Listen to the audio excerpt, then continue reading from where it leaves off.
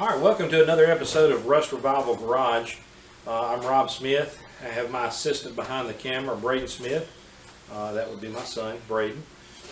Well, last episode we actually got the engine running. We recovered the car out of the woods, got the engine running, and the engine ran beautifully.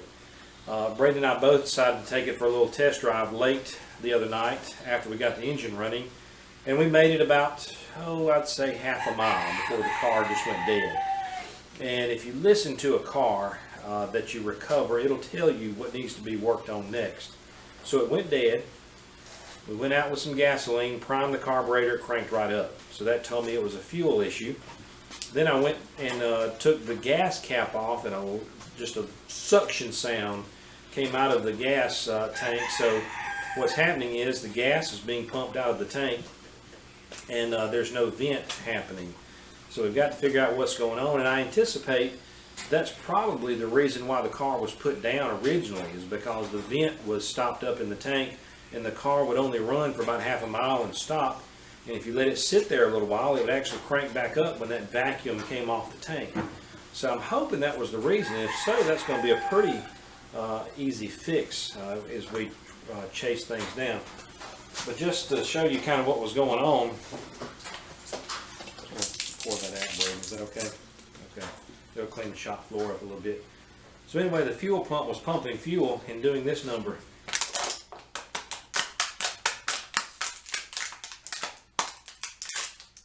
Till it got to a point it couldn't suck anymore. So it couldn't get any fuel out of the tank. So I loosened the gas cap so that air could get into the tank, and guess what? The car has been running perfectly ever since. So the other thing that the car spoke of, Braden, what was in that bottle? There might have been some other fluid in that bottle that I didn't know about because my lips are burning. Did you put anything in that bottle I didn't know about? No. Okay, so there is a little word of the wise. Be careful of what you pick up in a shop. There's no telling what's in what particular bottle. The other thing the car spoke to us about was the brakes. Both of the front brakes have locked up, and I don't think the back brakes are even working. So today's episode is going to be tearing into the brake system and going through it front to back. And one thing that I told the customer is that I don't want to skimp on brakes. That's just one of the systems that I think needs to be working perfectly, because I know the gentleman who had the car, his daughter's going to be driving it, and the granddaughter. So we want to make sure the brake system is very well, and we're not going to skimp on that. And speaking of parts, the beauty of working on a mid-80s Chevrolet car is that parts are plentifully available. Everything you see here to complete the brake system front to back, rotor, brake lines, wheel cylinders for the back, brake shoes for the back, hardware kits to make all of the brakes on the back work, the front calipers, the brake lines for the front, everything was in stock at a local parts store. And I anticipated having to wait a few days to get all of this stuff, but everything was in stock right there. I was able to go in the store and walk out with every bit of this. So that should be a little bit of encouragement to you to restore a 80s Chevrolet car, because parts are plentifully available. All right, enough of the intro. We're going to get started. I'm going to show Braden how to do one side. He's going to do the other. Stay tuned.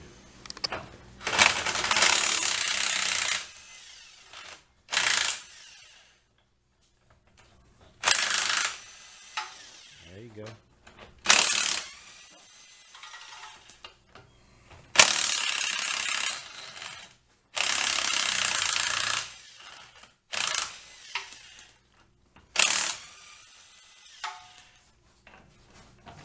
Alright, so the first inspection of the brake is this, and this is the one, this is the passenger front that was smoking the other night when we got done with our little test drive. So, as you can see, it's very difficult to turn. So what is happening is the piston inside this caliper is locking up. Also, inspection of the brake line. Braden, can you get in here? Right there. This brake line is about to break in too. So anytime you rescue a car, I don't even this right here. The caliper needs to be replaced and the brake line itself needs to be replaced. That's just something you don't need to play with as well. But I wished on camera you could actually smell what's being smelled right here. And it has this burnt smell to it, so I know for sure that this rotor has overheated. Alright, so I'm putting a little PV blaster on these bolts on the caliper, because as you can tell, everything is rusted pretty bad. So the first, pop these bolts out. This is an Allen wrench, and I have to be honest, you know, I'm a Boy Scout and I have to be real honest. I did loosen these bolts up before I showed you on camera. So you know how it is on YouTube and these instructional videos, everything looks so easy. Well, there's a reason for that. I wanted to make sure I wasn't going to bore you with beating these things with a hammer. And it wasn't bad. It just took about 3 whacks of a hammer to make it work.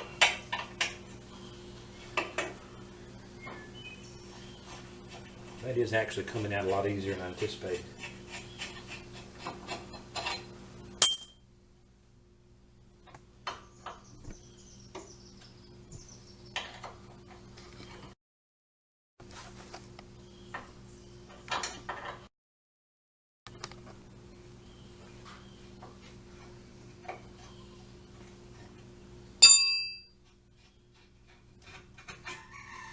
Alright, this next part might be a little bit more of a challenge, is popping this caliper off of this bracket, and it's actually kind of got it sandwiched a little bit.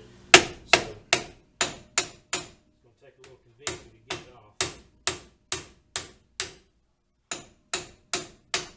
Woo, smell that burnt brake pad now. Well, there it is, Brady. The pads actually don't look too bad, but we're going to replace them, because they have been burned. And here's the culprit right here. This piston is frozen. Brake fluid itself is corrosive in nature, and I'm sure corrosion has happened on this cast iron inside where that piston is, and also that brake line does not look very healthy at all.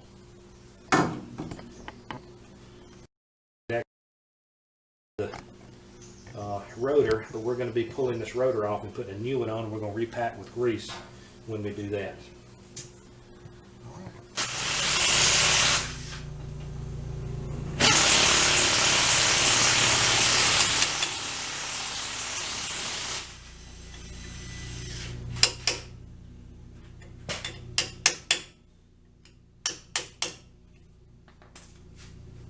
Turn the wheel. Okay.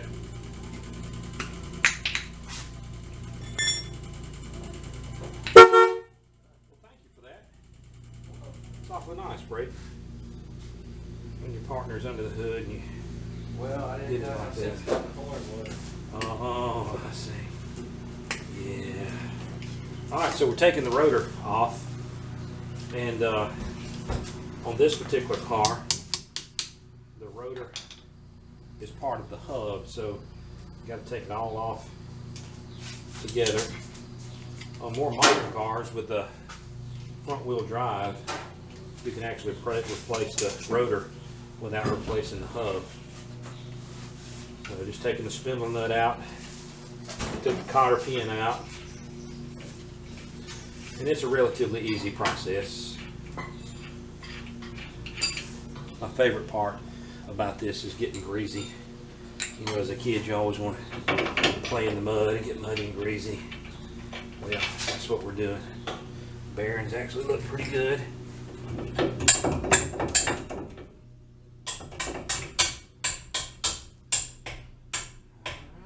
there it is. Let me get the new rotor. Okay.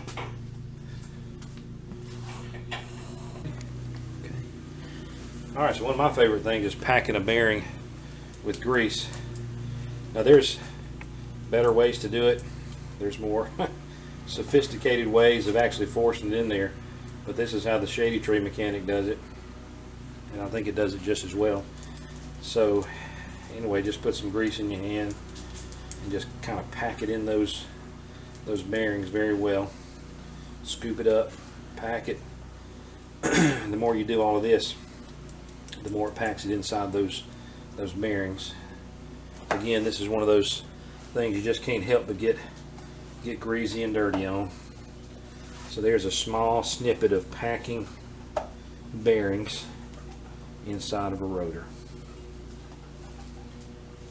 Voila. Bearing seal goes next.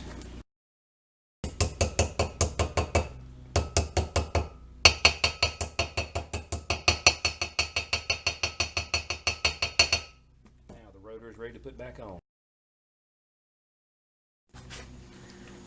Alright folks, there's nothing prettier than brand spanking new shiny parts. So what we have is a brand new rotor, brand new caliper, pads, and a brake line. And Braden, if you'll follow me over here, and again, this is one area you do not want to skimp on when you're getting a car out of the woods. Look at that brake line right there. It was really already in two anyway. And look how much it took just to open that brake line up. So, and the rest of the brake line, look at how dry rotted it is all the way through. So again, do not skimp on brake lines, and go ahead and replace that caliper. Look how nasty it looks. And the culprit is this piston right here that has rusted inside that caliper bracket. So very, very important that this is replaced. Also, the rotor itself, you know, you may say, well, I can get by with a rotor here and there, but you need to look, because you see how thick this side is versus this side. This is just about expired, but I have actually seen rotors so bad that it's worn into these air grooves right here. And this rotor is toast, so it's a good thing we replaced the rotors as well. Alright, so Braden and I pulled the fuel filter in the old El Camino. The fuel filter is located inside the carburetor right here. This fuel line attaches to this right here. And the fuel filter slips inside of this, goes inside the carburetor, and then the fuel line goes onto it. But I cut it open because the fuel goes inside the filter and then comes out. Uh-oh. But if you'll come in closely, Braden, look at all this trash that is inside. Get over here in the light. Now maybe you can see it better. That is a telltale sign that we may have a trashy gas tank, because there's a whole lot of trash inside that fuel filter. Put some on your hand and show it to me. Okay, so that's what's coming out of the inside of the fuel filter, which came from the lines and the tank. One of the problems is folks have been putting ethanol gasoline in the tank, and ethanol absorbs water. And you know what happens when water comes in contact with metal and sits there for a long time. Even inside the fuel lines, it will do that.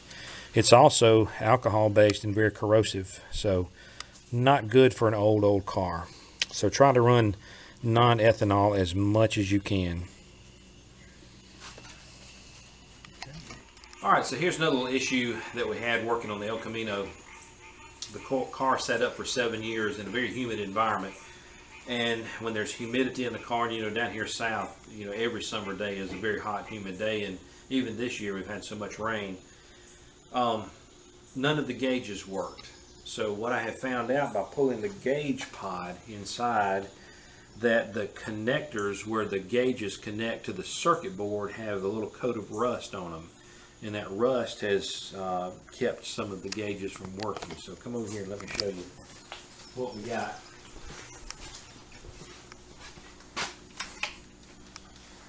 So this is where the gauge pod plugs in, and this printed circuit board has circuits that run all through here, and this is where the actual gauges plug in. If you'll see on the other side, you can see where the gauges actually plug in, the volt, the temperature, oil pressure, and all that. So I have certified from doing readings over here to here that all of these are making good connections, with the exception of about 4. And 4 of them were not making a connection. The last one I have not done is this one. And as you can see, there's a bit of rust around the connection, and when I pop this out, you will see rust down around that and where it's not making a good connection. So let me pop that one out so we can see. That is the one right there. Okay, I'm simply going to take a screwdriver and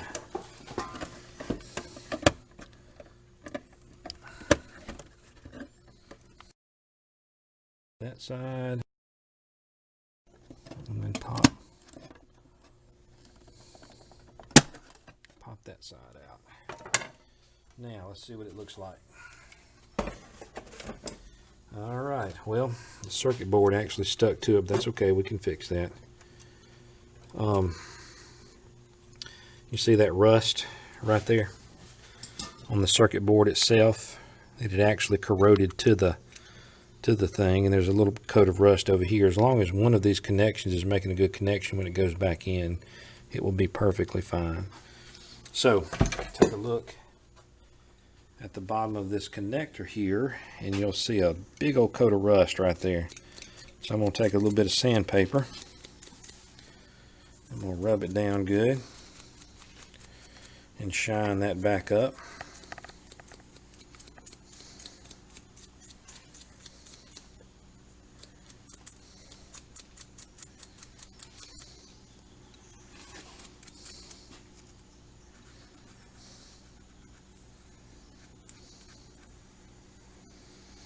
It looks like there's a little dimple right there that I'm making sure is good and.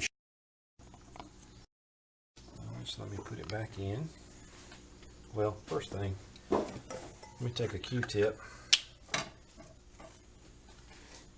and clean it off.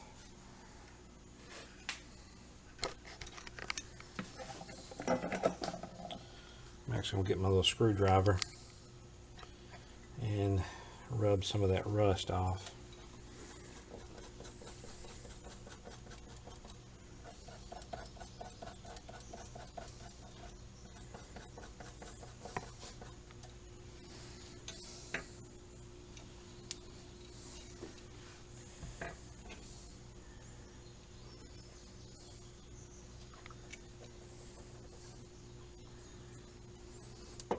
This alcohol is just cleaning it up, getting the impurities off.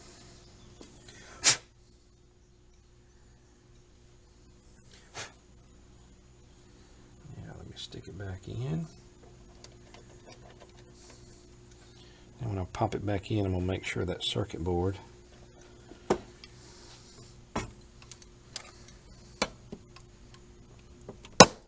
there. So it caught over here and it caught over here. Now let's get the multimeter out and make sure it's making a good connection. So I'm reading continuity. So I'm going to read from here to here. And look at the all right. See how it's reading right there, Braden?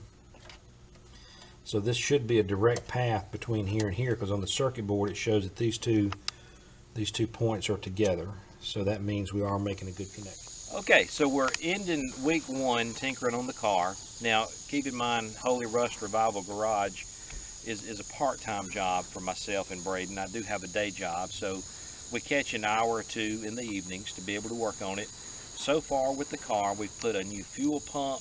We have redone the brakes front to back, all new lines, master cylinder, wheel cylinders, calipers, everything you can imagine with the brake system, it has been replaced. So it's braking wonderfully. The new fuel pump made the engine run great. We didn't even have to do anything to the carburetor or the fuel system, other than I put a secondary fuel filter on just in case there was trash coming from the gas tank. So also the gauges did not work. So this week I pulled the whole dash apart and found that the gauges were rusted on the connections because the car had been sitting up in humidity for quite a bit. So that is done. Put in an external oil pressure gauge just to make sure that the motor was running like it should, and it is a beautifully running motor. So at the end of week one, we have a very well functioning car with a lot of little things that still need to be done. So, to prove how good the car is running, we're going to do a little burnout. And here's a little disclaimer here. Kids, don't do this at home, okay? This is not something you should do to your car. Plus, the owner knows that these are old tires and they are dry rotted and they are terrible tires that are going to be replaced this week. And I would never do this to someone's car who has nice, good tires on it.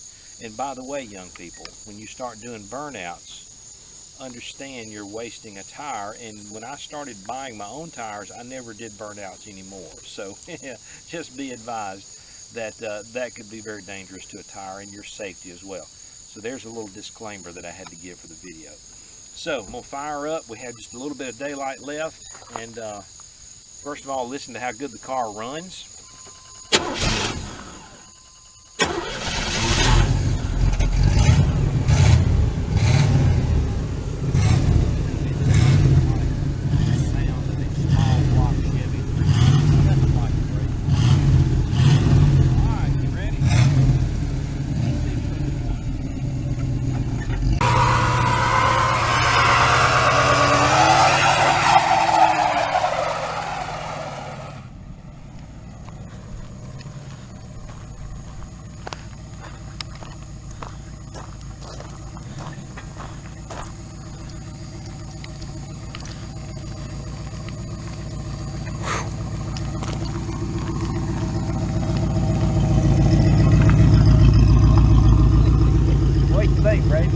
Is it a pretty good one?